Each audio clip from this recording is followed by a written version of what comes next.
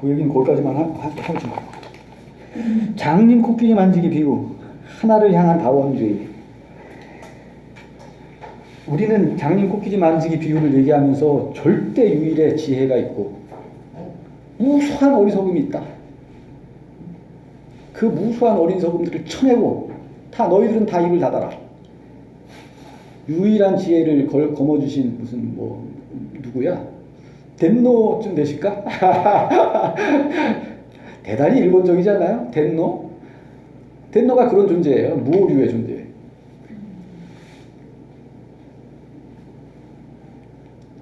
그거는 일본 사람들 사정이니까 우리가 그것까지 걱정해 줄 일은 아니고, 우리는 우리의 입장에서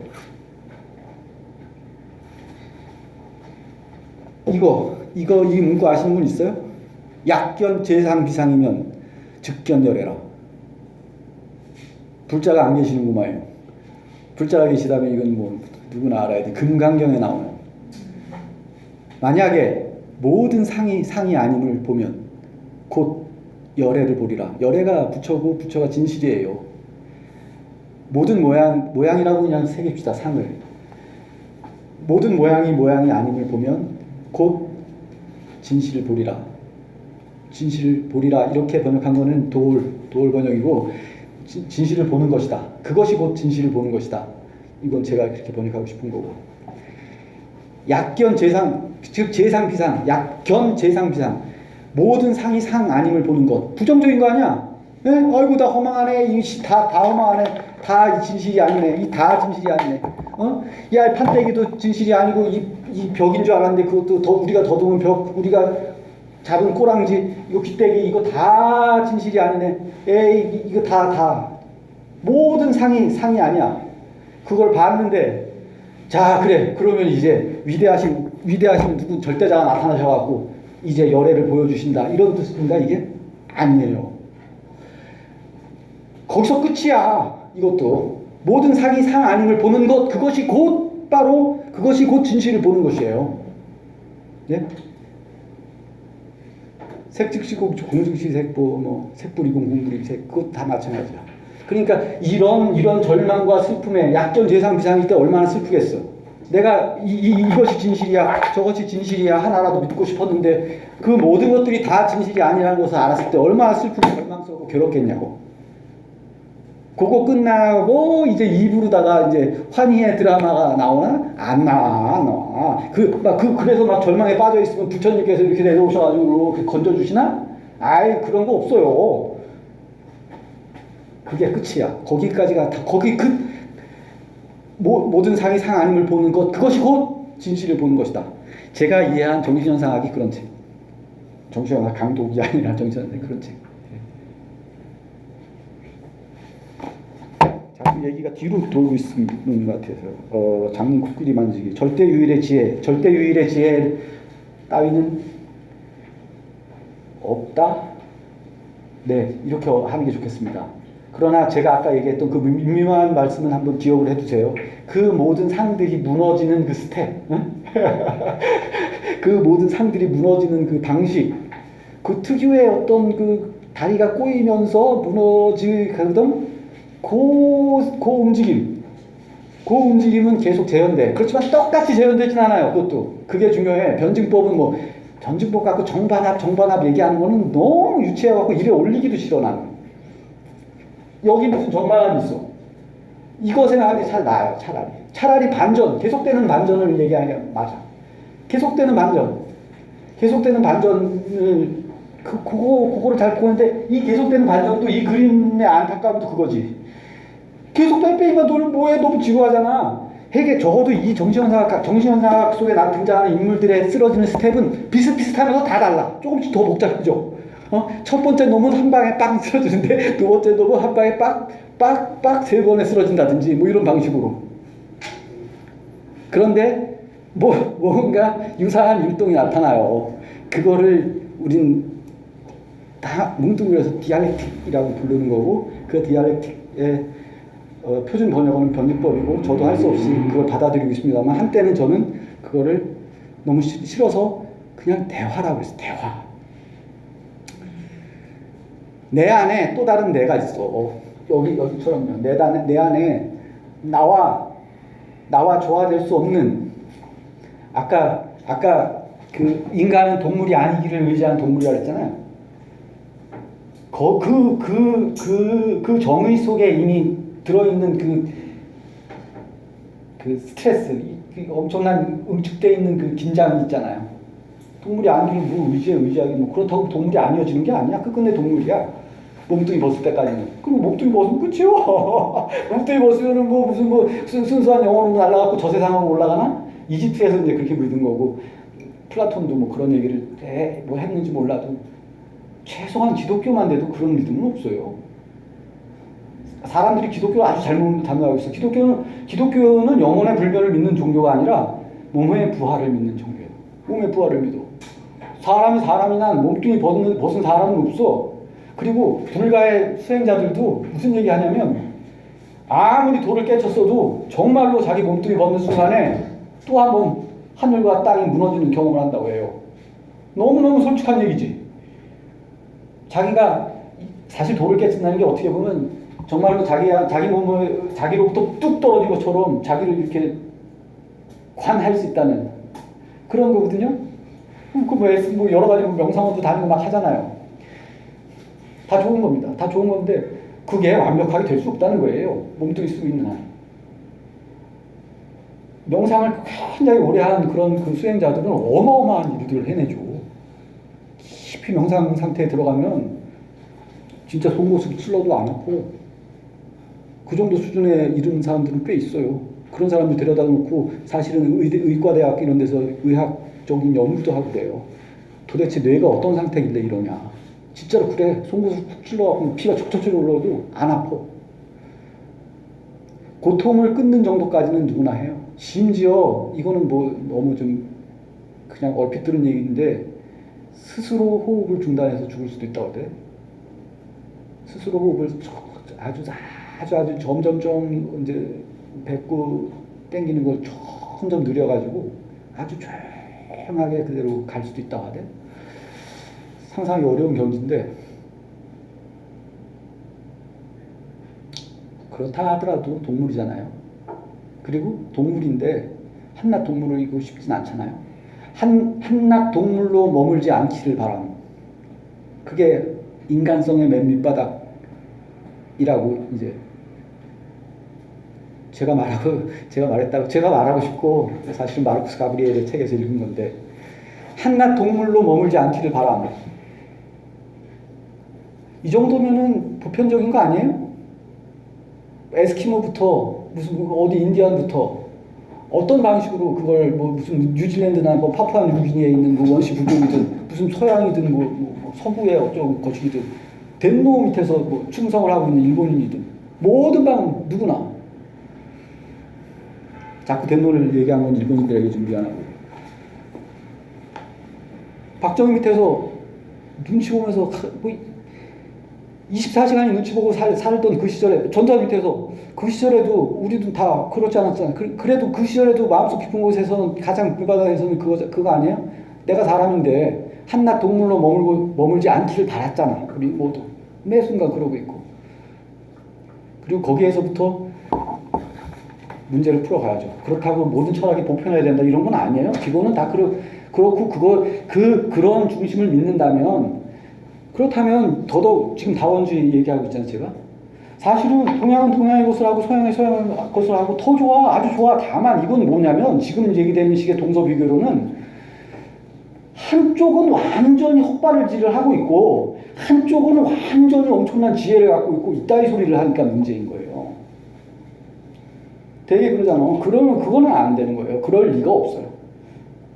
똑같이 다 사람인데 같이 살피 찰라고 애쓰다가 나오는 생각들인데, 그 생각이 어떤 거는 100% 맞고 어떤 것은 100% 틀려요?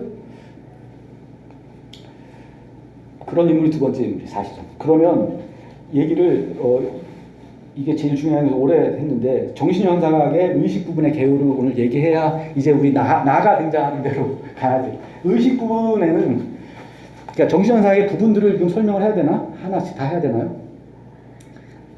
일단 우리가 여기 적었던 문자부터 하자.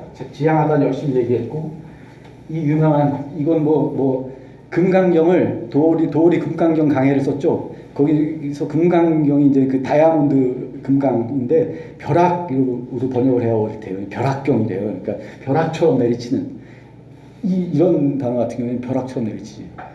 맨 끝에 나오는 구절은 더 멋있는데 제가 지금 기억이 날지 모르겠네. 반드시 이같이 볼지니라. 그리고서는 이슬 같고 그림자 같고 6, 7개인가가 쭉 나오거든요. 이슬 같고 그림자 같고 뭐 잊어버렸습니다. 좋은 건데 다음번에 한번 찾아볼게요. 다 얘기했고 많이 얘기는 못했지만 이거 반대편의 말도 들어라. 이제 더 설명이 될 것 같아요. 이게 왜 근대의 원리인지.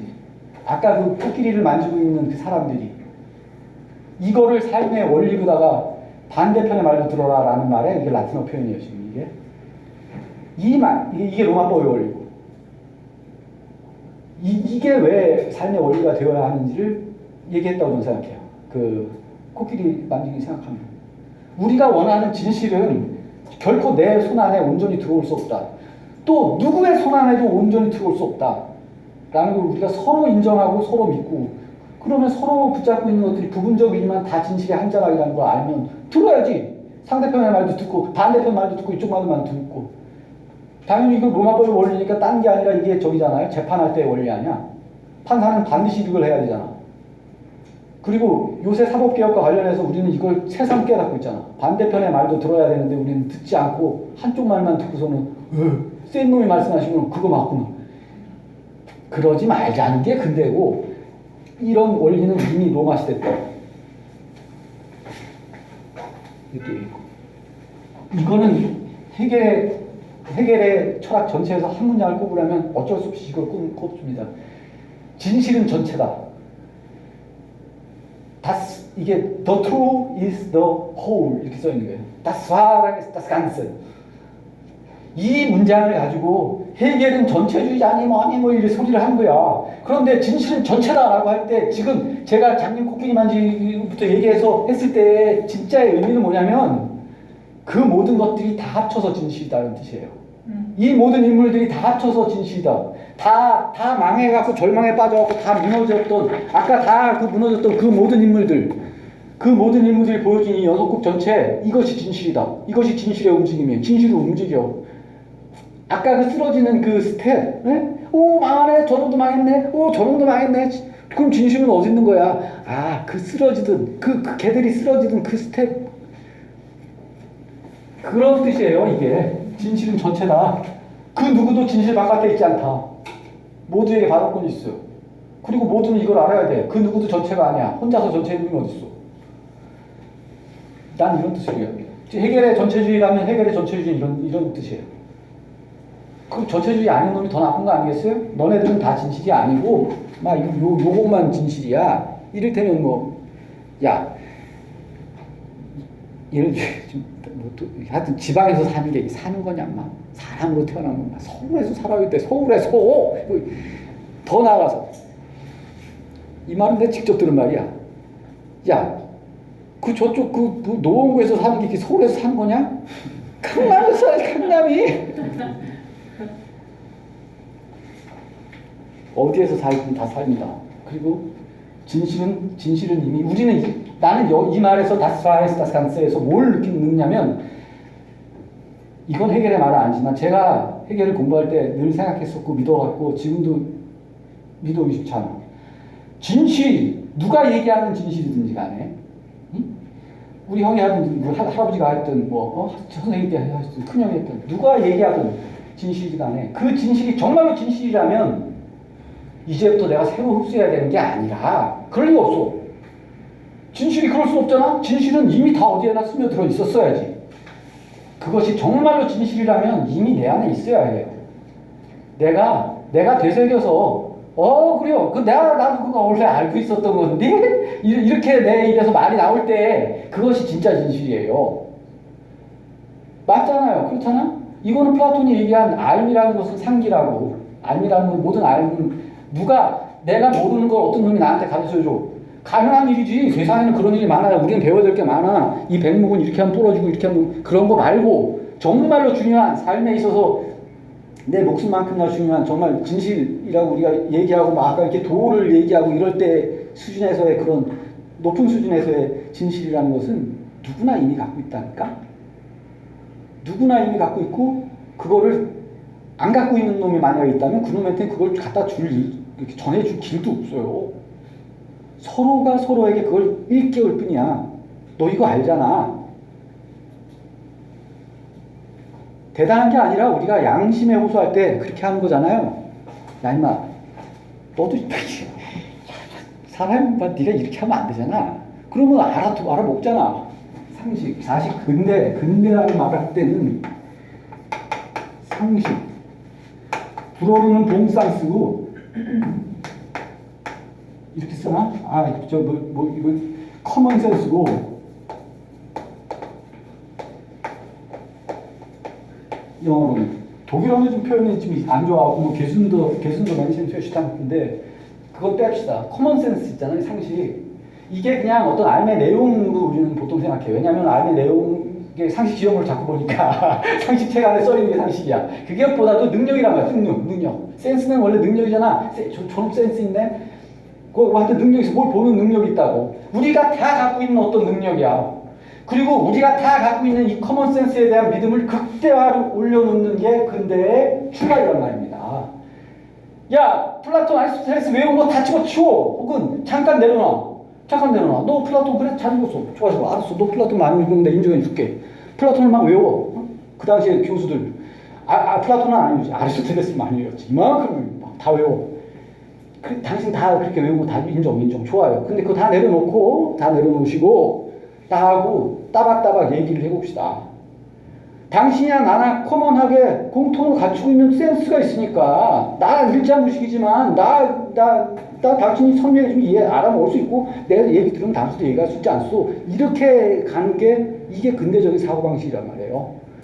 그게 데카르트가 가르친 의심의 진짜 의미예요. 의심이라는 게 뭐냐면 내려놓자는 얘기야. 기존에 우리가 안다고 믿었던 모든 거 일단 내려놔. 기본 자세, 돌아와. 다 내려놓고 이제부터 너도 상식, 너도 커먼 센스 있고 나도 커먼 센스 있잖아.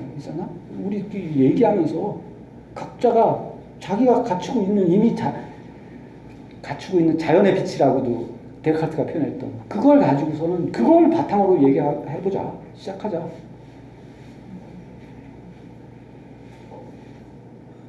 그때를 얘기하면서 이거를 얘기하지 않고 있다는 거는 참혹한 일이에요. 심지어. 커먼센스 이런 거 얘기하면 이제 주로 영국에서 이런 얘기했다고만 생각하지만 왜 영국뿐이야? 데카르트가 그렇게 강조해서 얘기하는 건데.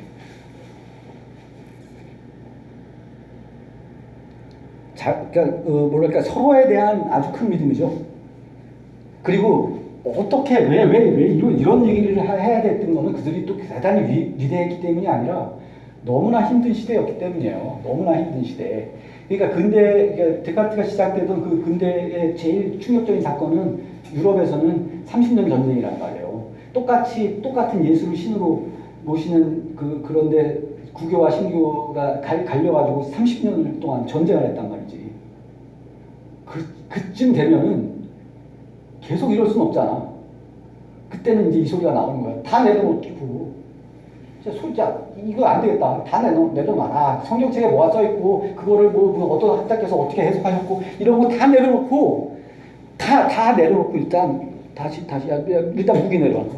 이거 내려놓고서는, 그리고선 해보자. 그런 생각으로 갈 수밖에 없죠. 난세에 항상 이런 게 출현합니다. 난세. 보편주의적. 어떤 새로운 보편주의는 일종의 난세, 항상. 아까 장님 코끼리 만지기에서도 그걸 가지고 그 위에 굴릴만한 어떤 놈이 딱 나타나갖고 얘네들을 다 뭉개면서 했을 땐 그건 난세는 아니지. 그런 놈이 만약에 있으면. 근데 그 놈이 없어져가지고 그 사람들이 서로 막 싸운다고 쳐봐요. 그렇게 막 싸우다가 누군가가 제안하겠지. 자, 우리 각자가 다 조금씩만 갖고 있는 거야. 우리 각자가 갖고 있는 것 외에 전체 진실을 아무도 붙잡고 있지 않아. 전체 진실을 우리가 이제부터 점점 조금씩이라도 점진적으로라든지 어떻게든지 마련해 가는 거야. 라는 식으로 생각을 펼치기 시작하면 그게 근대적인 거예요. 저는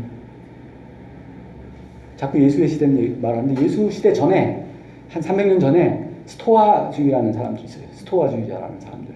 그 사람들이 사실은 보편적 인권을 얘기한 첫 번째 사람들이거든. 근데 그 스토아주의자들이 보면 그 힐랍 세계의 변방이에요.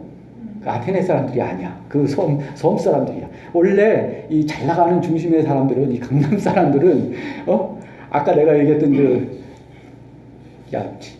너 거기 사는 것도 서울에 사는 거냐? 이런 얘기 누가 하느냐면, 강남에 사는 애들이 하지.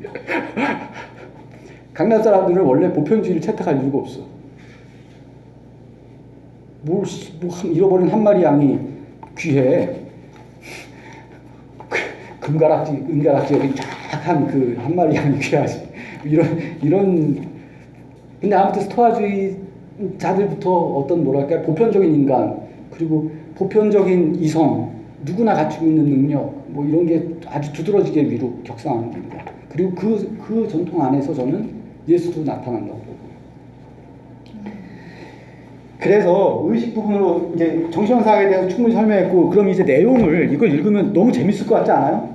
다만 해결은 글을 좀 너무 어렵게 쓰는 건 사실이에요. 제가 번역도 열심히 했지만 이건 뭐 여전히 불만족스럽고 어쩔 수 없으나 적어도 저는 여기서 제 번역으로 1장만은 한번 도전해 보시라. 반드시. 1장은 짧고 감각적 확신. 아까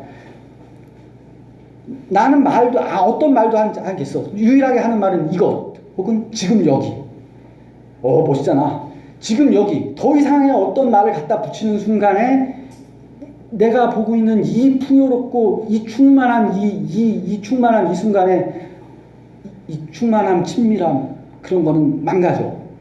그러니까 거기까지는 할 수 없고 바로 지금 이 순간 난 계속 그 소리를 말하고 있는데 지금 여기 혹은 이것까지만 말하고 그게 진실이라고 주장하는 사람이 감각적 확신이에요.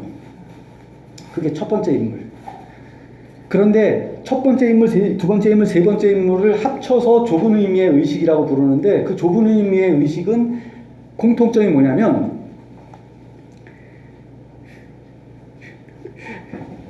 옛날에는 그 전쟁 드라마 이런 거 많았어요. 전투 뭐 이런 거 보면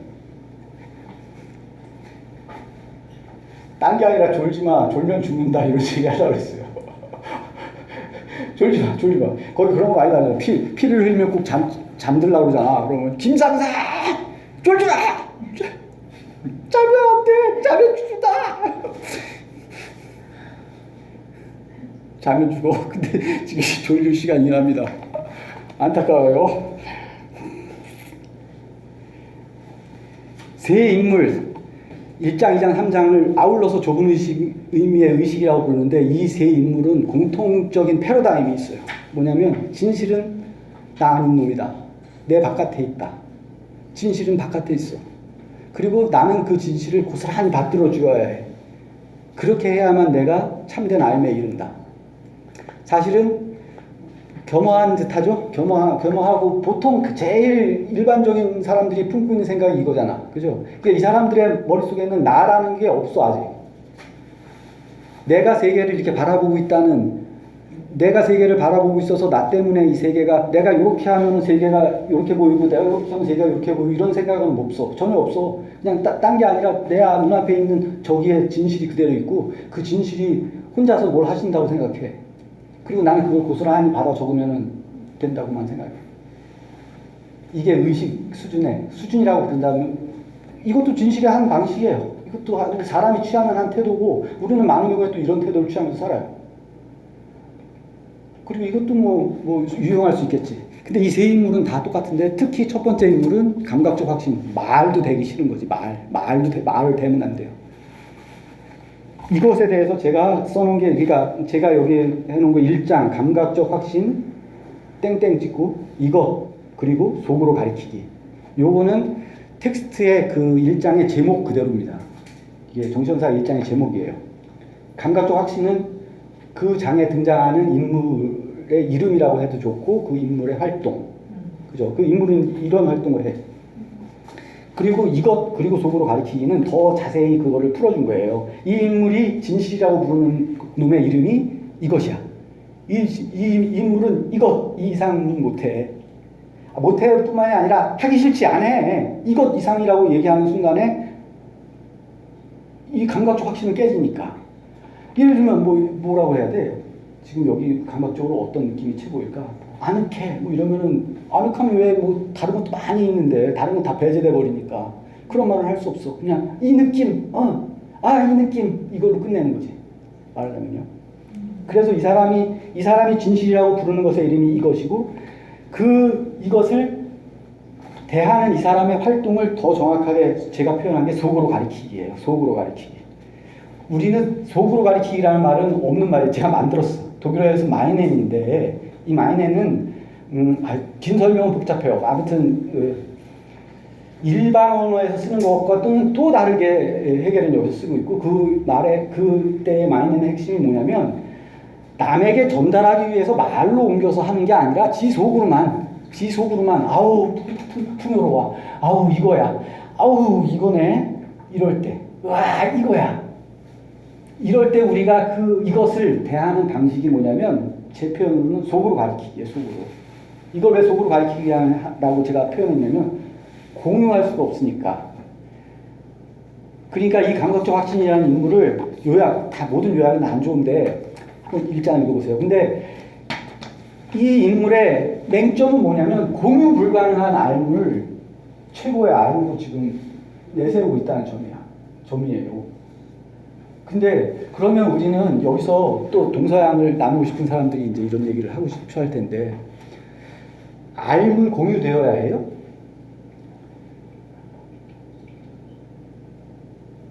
적어도 플라톤에 따르면 그거는 알의 정의에 속해. 플라톤은 알이 뭐라 그랬냐면 정당화된 참인 믿음. 참인 믿음이라고 할 때 참이려면 세계와 일치해야 되겠지. 일치라는 표현보다는 들어맞아야 된다는 표현을 좋아해요. 그러니까 저는 세계와 들어맞는 알미여야 해요. 그런데 그것으로는 부족해. 그러니까 세계의 실상 혹은 실제와 들어맞는다는 것은 그럼 참이야. 참인데 그것만으로 안 돼. 그건 참인 믿음이야. 우연히 잘 들어가졌구만. 그걸로 끝이야. 그게 아니에요. 앞에 정당화되고 쓴다고. 정당화된 참인 믿음. 그럼 정당화라는 말은 무슨 뜻이요? 뭘 정당화가 필요해? 맞은말이지. 사실 그 정당화가 뭐냐면 설명 가능하고 이해 가능하고 딴 사람도 알아먹고서는 고개를 끄덕일 수 있다는 뜻이에요. 정당화되었다는 게 무슨 소리냐면 이 알을 통해서 다른 사람을 설득할 수 있다는 뜻이야. 다른 사람도 내가 생각해도 그렇구나. 그렇게 됐을 때 정당화된 거거든. 그러니까 알미라는 것은 공유되어야 된다는 거. 공유되지 않는 것은 알미의 수준에 이르지 못한 거예요. 공유되지 않은 것은 알미라고 안 부르고 뭐라고 불러야 되냐면 믿음이라고 불러야 되는 거예요. 확신이라고 불러야 되고. 그래서 감각적 확신이라는 이름이야. 확신이 더 한 끗발 높은 게요? 알미 한 끗발 높은 게요? 해겔한테서 확실히 알미 한 끗발 훨씬 높은 거지. 우리는 어때요? 우리 문화에서는 확신이 더 높은 거예요? 만약에 그렇다면 다시 생각해 필요가 있어요. 왜냐하면 여기서 또 그것까지 얘기해야 되나? 계속 얘기하죠. 저도 일본에 대한 생각 많이 했어요. 일본 말로 고코로 있죠. 고코로. 마음. 나츠메 소세키라는 사람. 그 사람은 저 퀴리빙이라고 나이가 같아요. 1867년생. 나츠메 소세키. 일본인이 사랑하는 근대 소설가. 그 사람의 중요한 작품 중에 하나 고코로라고 있어요. 마음. 그리고 그 소설의 내용은 하여튼 잘 모르는데 아무튼 서로 말을 안 하고 좋아하는데 말을 안 하고 막 그래요. 막 자살하고 막 그래. 내 속에 있는 거를 표현할 수 없다. 내 속에 있는 거는 표현할 길이 없다. 이런 게 이제 특히 일본 사람들 거고 그게 우리에게도 많이 전달됐다고 난 생각해요. 근데 아무튼 우리도 동양 문화에서도 진짜 진실은 말로 표현할 수 없고 표현할 수 없는 거다. 인정해요. 좋은 말이야. 그럼 말 안 하고 고코로로다가 마음속에만 담아두고 있다가 그렇게 자살하고 그렇게 하고 살 거야? 혹은 그걸 또 심지어 찬미해? 아름답다고? 난 그건 미쳤다고 생각해요. 서양 애들도 모르는 거 아니야. 내 마음속에 있는 거, 내가 지금 느끼고 있는 이 복잡한 이 감각을 내가 어떻게 그걸 다 말로 표현해? 표현 못해. 다 알아. 그것의 일부만 표현할 뿐이야. 그렇지만 표현해요. 공유할 수 있는 것은 거기까지니까. 그리고 그렇게 공유하면서 우리는 삶을 읽어야 되니까. 내가 품은, 내가 받은 그 인상이 망가지는 거를 무서워하지 않는 거지. 그래야 될 거 아니야. 모든 표현은 불완전해요. 모든 언어는 말할 수 없는 것에 대해서는 침묵하여라. 위트겐슈타인이 그렇게 말했고, 그것은 뭐 그 나름의 맥락 안에서 뭐 좋은 얘기인데, 천만에 모든 말은 말할 수 없는 것에 대한 말이다. 이게 해결식의 말이야. 아니, 어떤 말이, 그러면 사실 모든 말은 그 자체로 말이 아닌 무언가와 맞붙어 있기 때문에, 혹은 무언가와 이렇게 들어맞기 때문에 작동하는 거잖아요. 공허한 말끼리. 근데 말을 설명하려면 또 말을 들여와야 되고 막 그러잖아. 그러면 그 말 바깥의 세계를 말 바깥의 세계로 그냥 보여줄 길은 없잖아. 이거 똑같은 원리가 반복됩니다. 아까 바람하고 똑같이. 내 kokoro 속에 바람이 들었어. 진실이 들었어. 어떻게 할 거야? 그거? 어떻게 보여줘? 안 보여주고 말테야? 그래. 그럼 그냥 아무것도 아니야. 그거는 해겔의 말로 하면은 그 진실은 그냥 이것만큼 공허한 단어가 어딨니? 이것만큼 일반적인 단어가 어딨니? 너는 지금 여기라는 이 한순간에 이 개별적인 풍요로운 이 순간을 너는 얘기하고 싶지. 그렇다고 동의할 거야. 그런데 그래서 네 입으로 얘기하는 지금 여기라는 말? 야, 지금 여기라는 말만큼 일반적이고 보편적인 말이 어딨니? 아무거나 다 지금 여기잖아. 지금 여기 다 이거. 이게 제가 여기 표현한 한없이 친밀하고 풍요로운 지금 여기에 참담한 빈곤함이에요. 이해가 되세요? 그래도 고코로의 친구들은 그래, 말로 하면 그렇겠지. 아니, 그건 아니야. 난 그래. 나 말도 안 할게. 난 말도 안 할게요. 나의 진실, 나의 모든 것은 나의 가슴 속에, 나의 고코로 속에 그대로 가 있고, 나는 이것이 소중하고, 난 이걸 그대로 품은 채로 저 혈액탄에 몸을 던져서 죽을 테야. 그렇게 하세요. 그것도 좋아. 그러나 이런 종류의 인물이 나중에 또 나와요. 비슷한 나중에 나오는 아름다운 영혼이라는 이름이 또 나오는데, 아름다운 영혼이야. 좋은데 오염될 힘이 있어야 돼. 오염될 역량, 오염될 용기. 내가 말을 했을 때 내 마음이 오해받을 것을 알지만 그래도 나는 발언을 하겠어.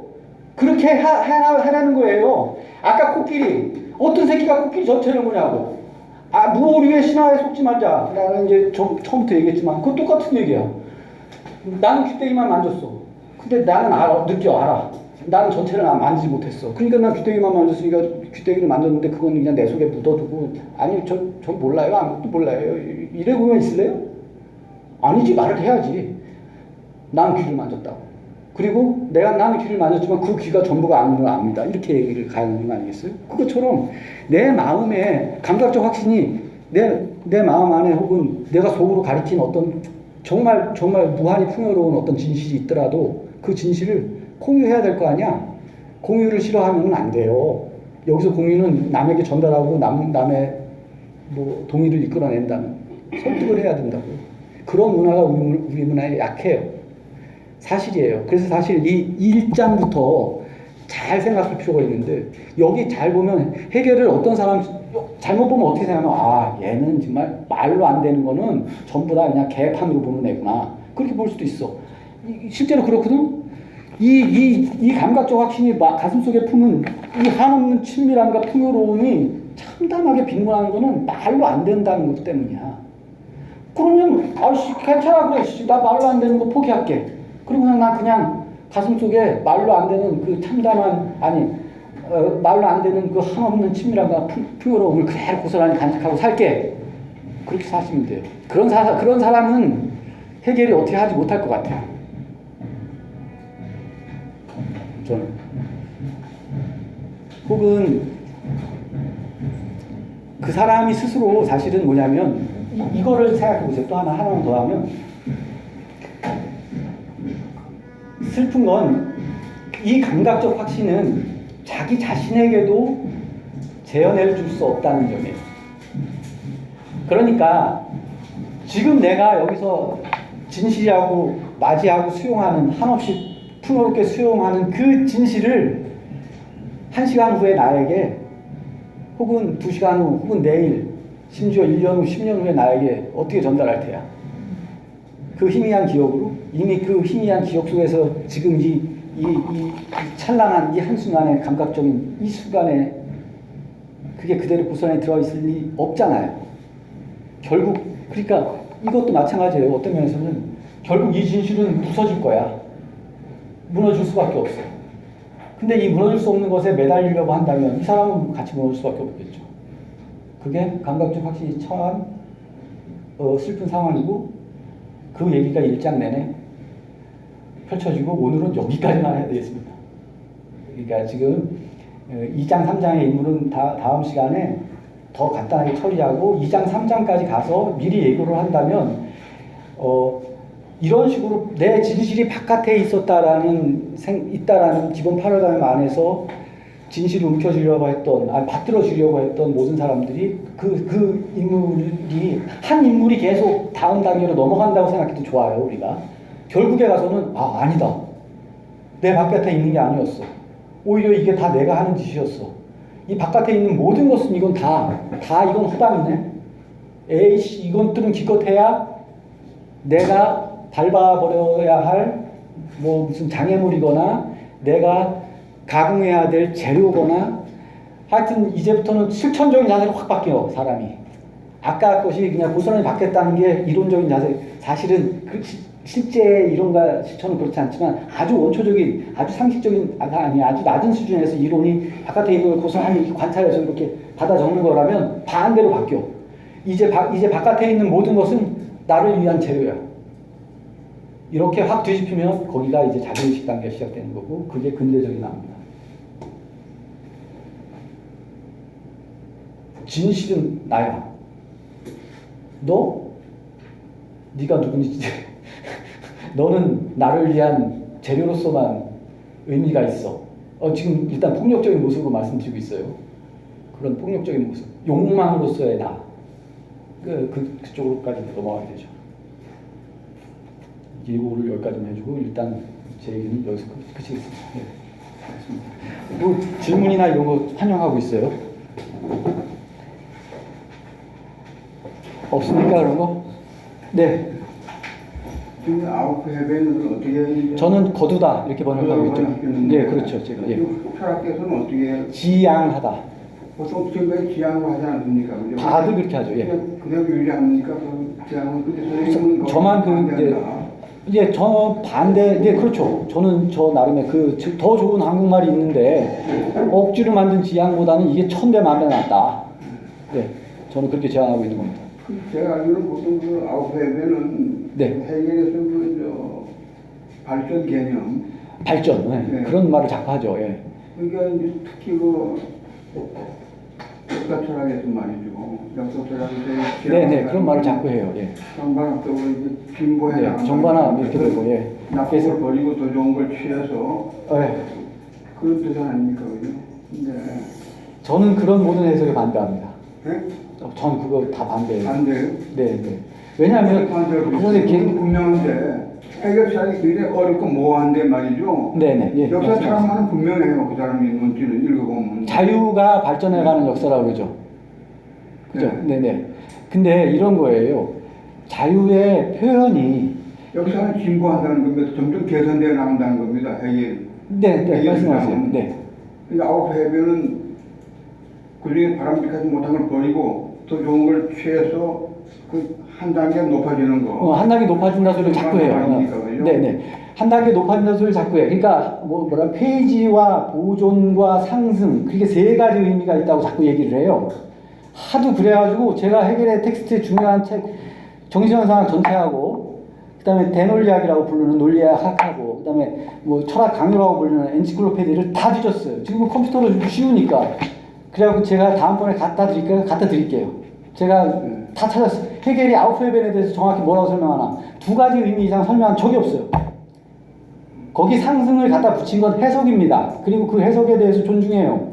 그러나 해석이라는 것만 알아두십시오. 해겔은 그런 말 한 적이 없어요.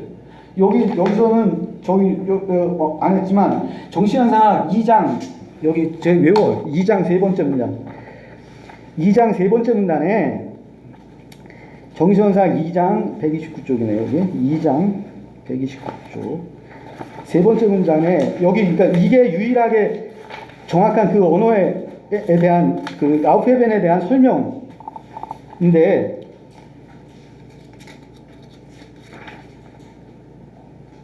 여기서 바로 못 찾겠네. 외우고 있어요. 여기다. 거두기는 제가 번역한 건 거두기예요. 거두기는 부정하기인 동시에 보존하기다. 이게 해결의 설명에 다예요.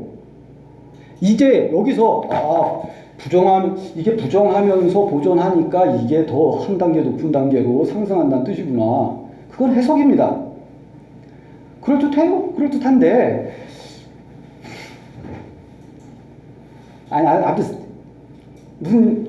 이거는 정신현상 전체에서 아우프헤벤이란 이런 뜻이다라고 해결이 설명하는 건 그 문장 딱 하나예요. 2장의 세 번째 문단. 2장의 세 번째 문단에 나오는 거. 그런데 이제 자꾸 역사처럼 말씀하시죠. 역사는 분명히 역사가 발전한다는 거거든요. 그게 무슨 뜻이에요? 발전이 무슨 뜻이에요? 제가 그럼 이걸 한번 여쭤볼게요. 점점 개선되고 개선이 아니고요. 이렇게 발전이 있다면 이거는 있을 수 있어요. 점점 더 복잡해진다는 의미에서.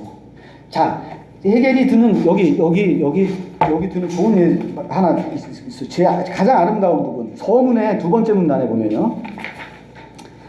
자, 보세요. 이 발전이 해겔이 생각하는 발전이 이런 거예요. 꽃봉오리는 꽃이 필 때 사라진다.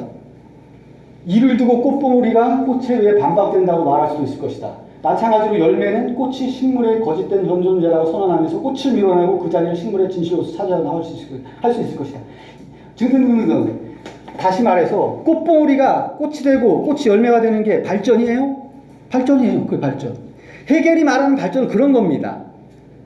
꽃봉오리가 꽃이 되는 건데 그게 뭐 나쁜 걸 없애버리고 좋은 걸 더 취해갖고 상승하는 게 상승하는 건가요? 아니 이건 자연은 그렇죠. 자연계에서 아니 해결 텍스트 제가 비유가 아니라 해결 텍스트. 인간에서 인간의 역사에서 그러니까 역사서라 예를 들었잖아요. 어떤 예를 들었어요? 그 이제 브로봉 왕조의 모순이 딱 들어가고 거기서 혁명 세력이 나서 다시 두 쪽에 나쁜 걸 다 버리고 좋은 걸 취해서 발전한다는 거. 사실 그런 굉장히 많이 아니 그런 텍스트는 제가 잘 안 읽어서 모르고요. 사실은 제가 그 텍스트는 안 읽어봤었어요. 그렇지만 한 가지만 확실하게 보면요 아주 명료하게 나와 있습니다. 그런데 제가 말씀드리고 싶은 건 해결에게는 없던 것이 생겨나는 일도 없고 있던 것이 없어지는 일도 없어요.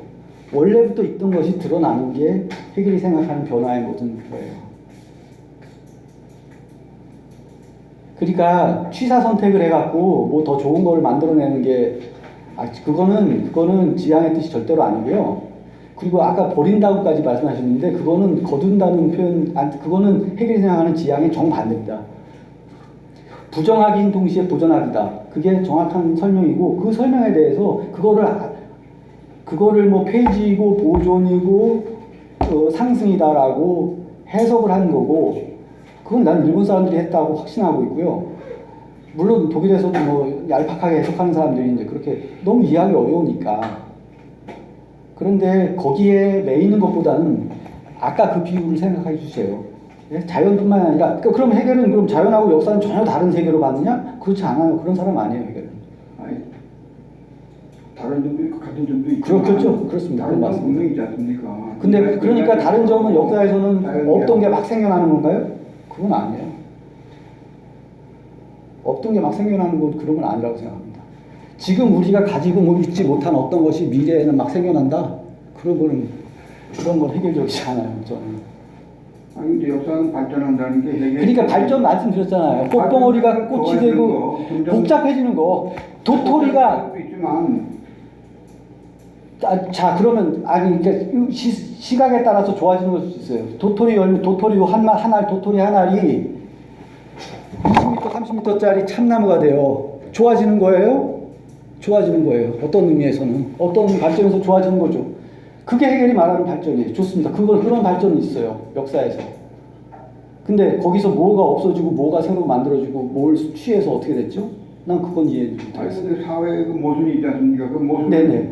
해결하는 그걸 그 지향이라고. 잠깐만요. 그 해결이 아니에요. 거기가 중요한 것 같아요. 해결은 모순의 해결을 말하는 해결, 해소, 모순을 없애는 걸 말한 적이 없어요. 모순이 드러나는 게 진실의 움직임이에요. 씨앗처럼 들어있었던 모순이 더 강하게 불거져 나와가지고 더 강하게 더 이상 감출 수 없게 모순이 드러나는 게 해결이 말하는 해결이 말하는 발전이에요. 해결 전제 군주 시대 때보다 시민 사회인 근대 그 민주주의 사회 그 발전해 나간다 이거죠. 더 좋아진다는 겁니다. 그렇죠. 자유가 예. 자유가 진보하는 역사라고 했죠. 자유가 진보하는 역사.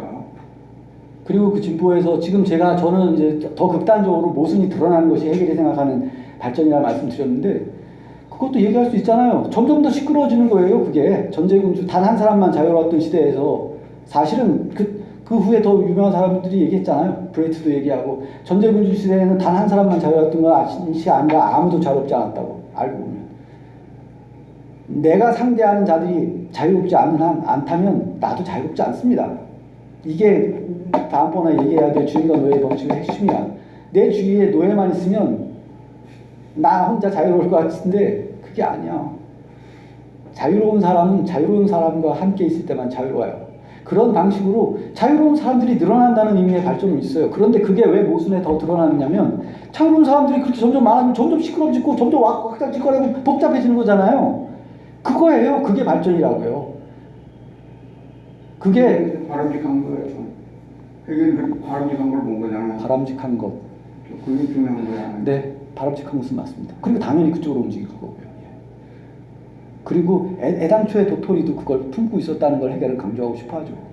도토리는 그냥 아주 매끄럽고 조그맣고 그냥 귀엽고 한 덩어리로 뭐 여기는 뭐 그냥 어떤 갈라짐도 없고 그런 것처럼 보이지만 이 도토리가 끝끝내 그걸 다 드러내잖아요. 온갖 가지도 막 갈라지고 이쪽 팔대기 막 흔들리고 바람에 막 휘날리는 그 거대한 참나무를 보라고요. 그리고 그 참나무에 또 그 무수한 다시 도토리들이 매달리고 그런 것이에요. 그리고 그게 좋아지는 것이냐? 어떤 면에서 좋아지는 것이고 어떤 면에서는 더 시끄럽고 복잡해지는 것이고 오히려 저 이렇게 묻고 싶어요. 태어나서 늙어가는 게 좋아지는 거예요? 발전하는 거예요?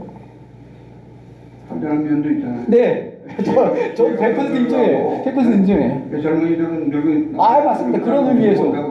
그런데 근데 이걸 볼게요. 젊음이 갖지 못하는 그렇죠, 맞아. 기회가 커지는 것도 있잖아요. 그렇습니다. 근데 그게 젊을 때는 진짜 없었는데 새로운 걸 막 얻으셨어요? 내가 알아야 할 것은 3살 때 이미 알았다. 이런 말 일리 있지 않으세요? 혹시? 네. 내가 지금 아는 거는 알고 보니까 나 3살 때 다 알았다. 내가 알아야 할 모든 것은 5살 때 다 알았다. 그런 책 있었잖아요. 옛날에. 그것도 맞잖아요. 인생 호흡지간이다.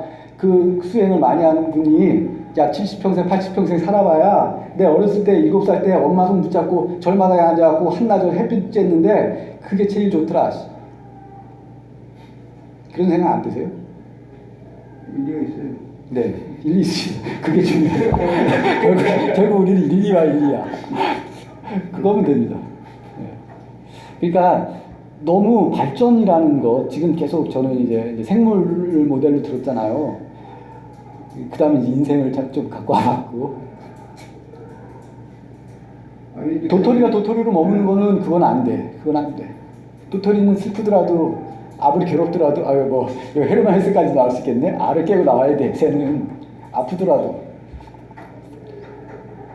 그러니까 그게 발전이 있잖아요. 되게 힘든 과정일 거라는 것도 생각해 주시라라는 의미예요. 그게 아주 괴로울 거다. 무지하게 괴로울 거다. 발전이 사실 발전이라고 말하는 건 발전이 아니다 이거죠. 아니요. 변천일 뿐이다. 그렇게 봅니까? 묘하네. 이거 뭐라고 해야 될까요? 그러니까 도토리가 참나무가 되는 것이다. 저기 네. 다른 질문. 지금 부정적인 거 되게 계속 강조를 하는. 그렇죠. 저는 부정적인 것에서 긍정적인 걸 읽어내고 싶어하는 거예요. 해결학은 기본적 관점은 모든 존재하는 것들은 기본적으로 부정적인 게 필연적이라고 보는 겁니다. 그렇죠. 그렇게 얘기해야죠. 그러니까 부정적이라는 것이 만약에 다름이 함께 있음 같은 걸로 지금 이제 부정적인 것을 생각했다면 모든 존재하는 거에는 그렇죠. 그게 진실이야. 부정적인 것이 반드시 존재하고 있다. 반드시 같이 있지. 반드시. 살아있다. 그렇죠. 대립되고 있다. 나를 파괴할 씨앗을 나는 이미 품고 있죠. 지적이 쓴 그 부정적인 것과 머물기 함께 머물기. 네. 그게 그런 게죠. 네네. 저기 서문 32장 문단. 거기서 이제 영어로 그 사람 영어로 썼으니까 tearing with the negative. 근데 tearing가 뭐냐면 TARRY인데 거의 안 쓰는 영어인데 그게 fear violent이에요. 독일어에서 fear violent인데 이게 그냥 스테이가 아니에요. 이게 너무 오래 지나치게 오래 머물다. 그래서 저는 오래 머물다라고 오래 머물기라고 했다가 요새 바꿔서 하염없이 머물기. 그러니까 부정적인 것과 함께 머물기라고 우리 번역했는데 tearing with the negative가 여기 32번 문단에 거의 똑같은 표현 그거를 따온 건데 부정적인 놈의 곁에 하염없이 머물기. 제 번역으로 한다면 그 번역 제목 어떻게 했을 거예요. 부정적인 저는 이제 놈을 써요. 번역 놈을 써. 필요하니까 아니 양반이 되려고 하지 마십시다. 양반이 되려고 하지 마세요. 양반 그거 안 된다. 오염될 용기. 오염될 용기. 해결이 가르치는 것도 오염될 용기. 표현하면은 무너질 거 알아. 표현하면은 이제 또 반발도 들어오고 내가 하고 싶은 말에 아니 이거 시 쓰는 거 생각해봐. 저 시인이잖아요. 제가 제일 싫어하는 말이 있어요. 이 시 딱 읽고 나더니 어떤 애들이 야, 이 똑같은 거 이거 내가 똑같은 걸 내가 느꼈어. 내가 옛날에 이거 똑같은 야, 너 정말 잘 쓴다. 이런 소리 하는 놈을 제일 싫어요. 왜 싫어하냐면 그럴 리가 없거든. 내가 가졌던 것에 뭐 예를 들어서 내가 100을 가졌다면 그것에 뭐 30도 안 되는 것밖에 못 써 있다는 걸 나는 알아요. 너무 당연해. 뿐만 아니라 그 수적인 것뿐만 아니라 왜곡되지. 근데 그 왜곡을 즐길 줄 알아야지. 그걸 즐길 줄 알아야 시인도 되고 아니 뭐 영화 찍는 사람도 그런 얘기 하잖아요. 장면 전체를 어떻게 다 제어해? 못 하잖아. 그런데 우연히 끼어든 요소들을 더 그걸 또 즐겨가지고 그것까지 집어넣을 수 있을 줄 알아야 돼요. 그런 것도 같아. 오염될 용기가 바로 뭐냐면 표현을 두려워하지 말라고요. 그러면서 다들 살고 있으니까. 그런 뜻에서 니폰식의 그 꼬꼬로의 문화는 빨리 버리는 게 좋아요. 그런데 제가 이 책 들고 왔지만 이어령 씨도 자꾸 한국인의 무슨 특성으로다가 뭐 이렇게 참속으로 간직하고 뭐 정으로 어떻게 하고 말로 어쩌고 아니에요. 한국인도 다 말로 해. 왜 말로 안 해? 그리고 서양인들도 말로 따박따박 따지면 다 싫어해요. 다 싫어해. 아 그거 좋아하는 놈 아무도 없어. 그런데 장기적으로는 불만 있을 때 서로 말로 딱딱해야 그게 장기적으로 서로에게 도움이 된다는 것을 경험으로 알기 때문에 그 사람이 참으면서 그렇게 사는 겁니다. 우리는 그걸 알면서도 아직 문화가 덜 바뀌고 있는 거예요. 제가 오늘 반말을 많이 했지만 반말하는 것에 대해서는 이렇게 제가 말씀드릴게요. 무당이 굿하는 거 보십시오. 무당이 굿할 때 존댓말 절대로 안 해. 그거 왜 그러냐면 뭔가 하여튼 내 개인에 머무는 이야기를 하고 있지 않다는 확신을 갖고 있기 때문이잖아요. 난 영매인 거야. 나는 지금 그 신을 모셔갖고 신 대신 신의 말을 하고 있으니까. 사실은 학자라는 게 그건데 그렇기 때문에 저는 그 얘기하는 겁니다. 그래서 우리 노하국계도 말씀드렸던 거고 또 질문이나 뭐 반론이나 뭐든지 있으면 네.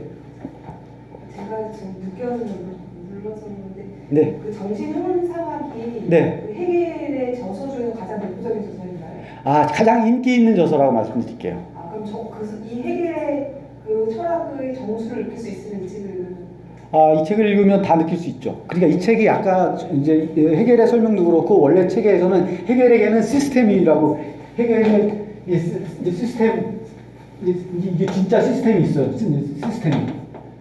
시스템이 있고 시스템에는 이제 물리학 그리고 아까 말씀하신 자연 철학이 있고 그다음에 정신 철학. 그렇죠. 여기에 이제 역사 철학이 들어가는 거예요. 그리고 여기로 진입하는 진입로, 안내서, 진입로처럼 정신현상이 있는 거예요.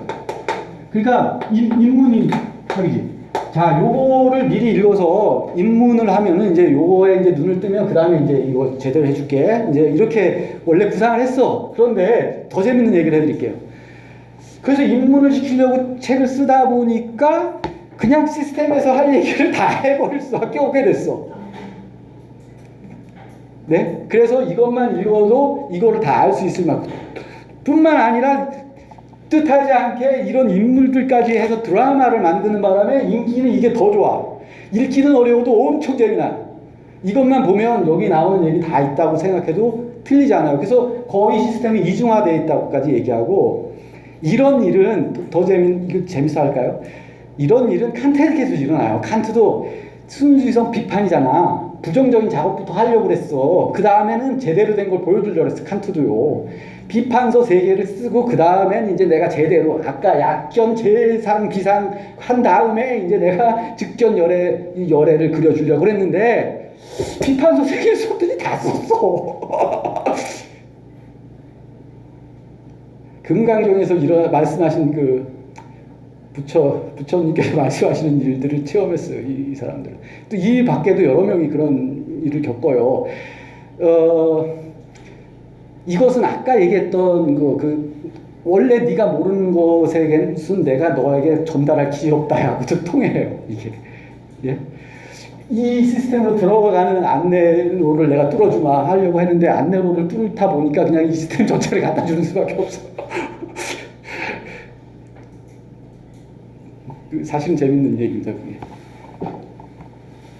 해결은 네. 보통 이제 데카르트가 이런 사람은 정신 물질 네네. 이원론으로 했는데 해결은 정신 이론론이라고 할 수 있습니까? 모든 현상을 정신 하나로 본 거. 그러니까 거기에 대해서 많은 사람들이 반발하고. 우선은 이거 맥락 때문에 적어도 근데 데카르트 마찬가지인데 뭐냐면 물질에서 작동하고 있는 원리와 정신에서 작동하고 있는 원리가 다르지 않다는 믿음을 헤겔은 확실하게 갖고 있죠. 그리고 그 원리의 이름이 편집법이에요. 자연 세계에서도 작동하고 있고 역사에서도 작동하고 있고 우리의 언어 속에서도 작동하고 있고 뭐 우리의 삶에서도 작동하고 있고 모든 것에서 편집법이라 작동해요. 데카르트도 지금 이원론이라고 했지만 데카르트에게 있어서 그런 물질사계에서 작동하는 원리와 뭐 무슨 정신세계에서 작동하는 원리가 다르냐 하면 그렇지 않습니다. 같아요. 그 스피노자에 이르면 더 확실하게 그 얘기를 막 대놓고 하고 같은 점과 다른 점이 있겠죠. 같은 점이 그렇죠. 있고. 맞습니다. 근데 같은 점이 확실히 있다는 거 막 그래요. 그러니까 데카르트에게서는 막 정신과 이 물질이 완전히 따로 갈라져 갖고 뭐 어쩌고 그런 건 이상한 소리예요. 자,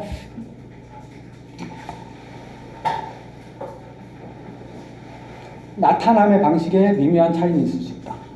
그러니까 아무래도 헤겔은 자연에서 나타나는 변직법 혹은 자연에서 나타나는 진실보다 우리의 문화 속에서 더 확실하게 진실이 드러난다라고 믿는 사람이에요.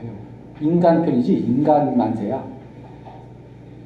이분이 70년생 그 유명한 인간 만세 작곡가 베토벤하고 이 동기라고. 동갑이에요, 동갑. 베토벤의 음악은 요약해서 인간 만세거든. 근데 헤겔이 철학에서는 말하자면 그런 사람이에요.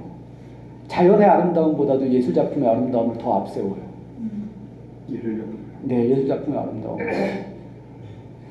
자연에서 오히려 이제 헤겔의 5살 어리지만 셜링이라는 사람은 또 괴테라는 동시대의 거인은 자연 안에 오히려 진실의 본 모습이 있다고 믿는 편이었지만 헤겔은 반대였어.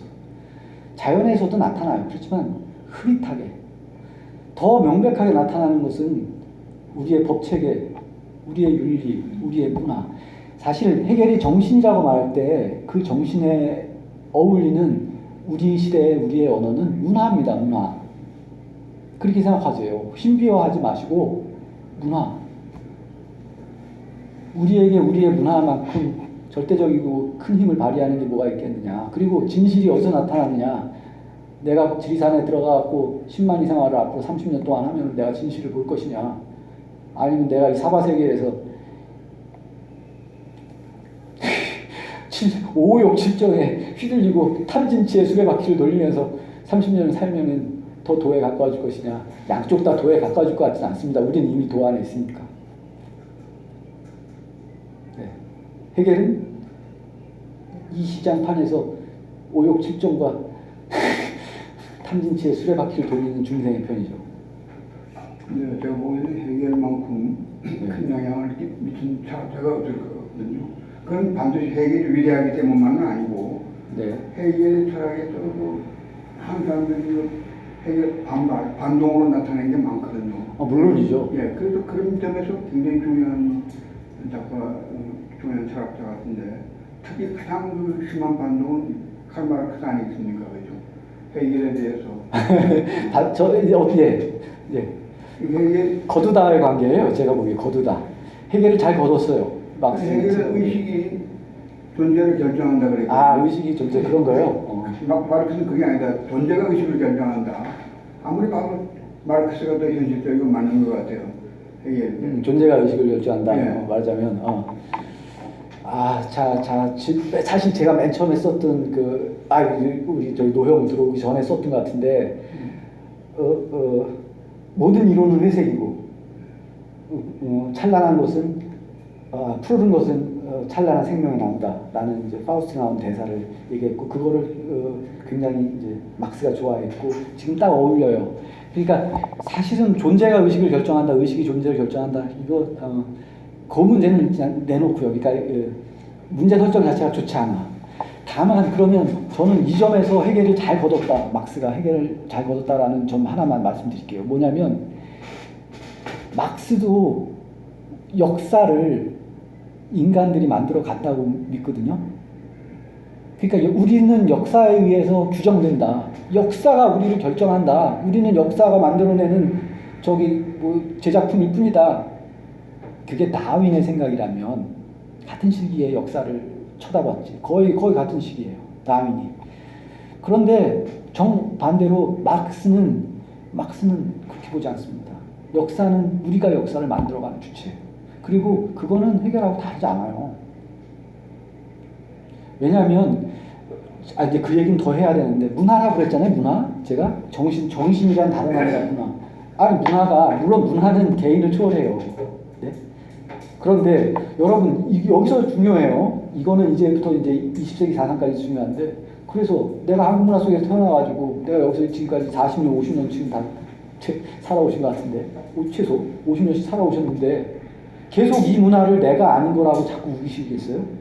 나는 이 속에서 물론 이 문화 전체가 나는 이 문화에 대해서 들어맞는 면도 있고 어긋나는 면도 있고 나는 이 문화에 마음에 안 드는 면도 있고 그러니까 나도 떠들고 있고 아까 계속 얘기해서 곡고로도 싫고 나도 박동원 말도 싫다 이런 얘기 하지만 그럼에도 이 문화와 내가 그렇게 다르냐고 그리고 나 없이 이 문화가 작동하는 것도 아니고 또 다른 나예요.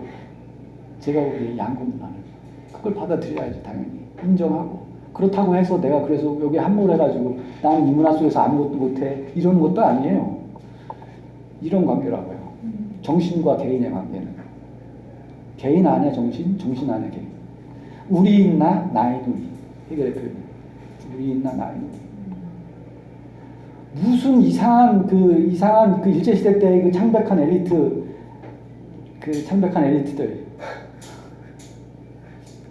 내지어에 능통했던 이광수, 이상 이런 사람들은 이 조선하고 자기하고 너무 어긋나는 거야. 자기가 너무 똑똑해. 자기는 그런 그 지식인들의 그 사고방식 속에서 지금 그 영향도 아주 그대로 있는 경우가 많다고 봐요. 저는 그거 완전히 버려야 된다고 봅니다. 저는 한마디 해요. 아니 한국 문화하고 너가 달라? 그럴 리가 없잖아. 네가 누가 너를 키웠니 너? 제가 하는 상상 중에 하나가 저는 형이 없어요. 근데 이제 이따가 칩시다. 그리고 제가 시골 출신이라고 쳐요. 근데 우리 형이 유학인지 뭔지를 갔다 왔어. 내지로 갔다 왔을 수도 있고 더 늦게 서양 미국으로 갔다 왔을 수도 있어.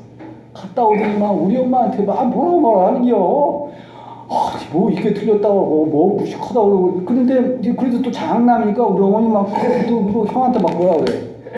에이씨 한번 누가 싸운 다음에 에이씨 나도 한번 갔다 온다. 씨.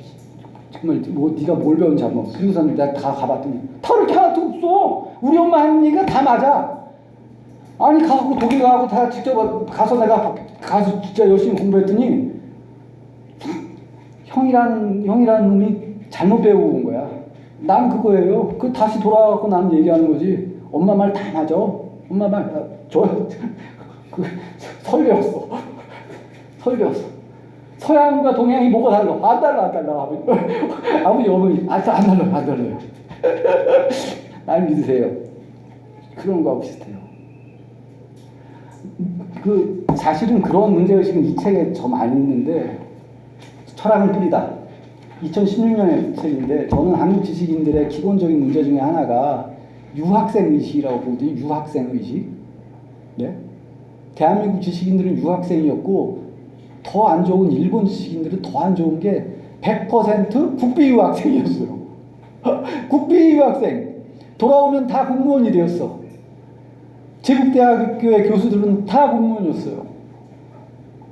그리고 그 전통은 지금도 대한민국에 남아갖고 서울대학교 교수들은 뭐 공무원이다 또 뭐 이상한 신분이 되고 뭐 하여튼 그런데 그 유학생 의식이 뭐냐면 이거예요. 그 이광수의 뭐 무정 뭐 유정 그 하여튼 뭐 계몽주의 있잖아. 계몽주의 개조 와 개조 민족을 개조 그거 되게 좋아했잖아. 박정희도 좋아하고. 아니 아까 말씀 우리 동영도 말씀하셨지만 난 이해하고도 남음이 있어. 아니 지식인의 역할은 이 사회를 개조해서 더 좋은 곳으로 만들어 나가야 되고 우리 구습 악패를 처단을 철폐를 하고 말이야. 새마을을 향해서 새 시대를 향해서 전진해야 된다고 우리는 노형께서는 정말 평생을 그렇게 그런 사명감으로 살아오셨을 테고요. 저는 감히 이렇게 말씀드립니다. 그 시대는 갔습니다. 유학생이잖아.